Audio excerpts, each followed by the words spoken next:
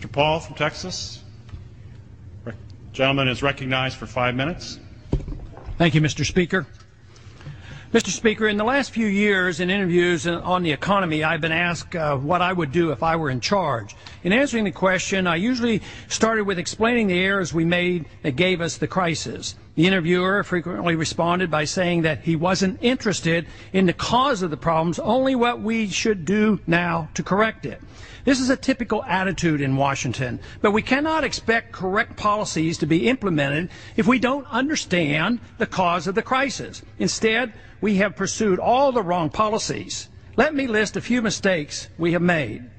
We have failed to recognize the true cause of the crisis. Instead, free markets and not enough regulations and central economic planning have been blamed. We continue to listen to and give too much credibility to the very people who caused the crisis and failed to predict the onset.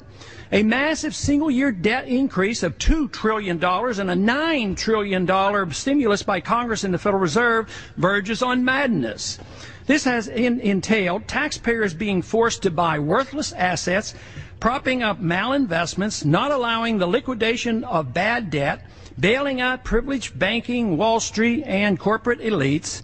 We promote artificially low interest rates, which eliminates information that only the market can provide. Steadily sacrificing economic and personal liberty is accepted as good policy. Socializing American industry offers little hope that prosperity will soon return. Inflating the money supply over 100% in less than a year is no way to restore confidence to a failing financial system.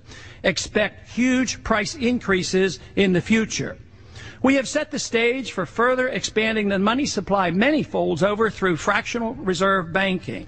We deliberately liquidate debt, especially government debt, by debasing the currency. We refuse to accept the fact that the debt cannot be paid and future obligations are incomprehensible with revenues crashing and unpredictable while expenditures are put on autopilot with no new request being denied.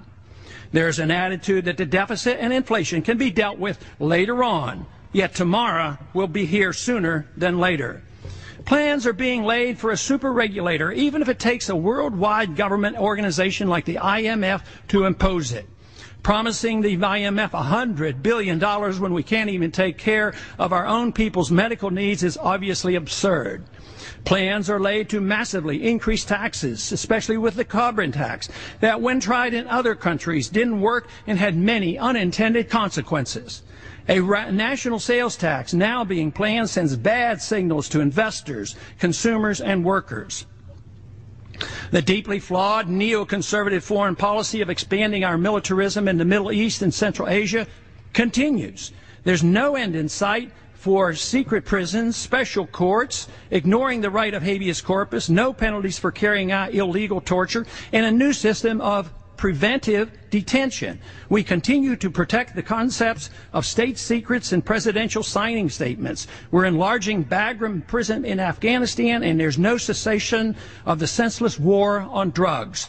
Indeed, as former Vice President Dick Cheney has said, we're in greater danger today than under the Bush administration. But it's not because we're not following the Cheney-Bush foreign policy of preventive war, but rather because we are.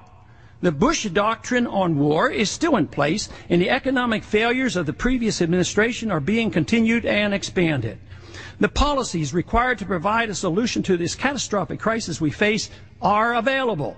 We must apply a precise philosophy of liberty along with the respect for private property ownership, free markets, voluntary contracts enforced by law, and free minds.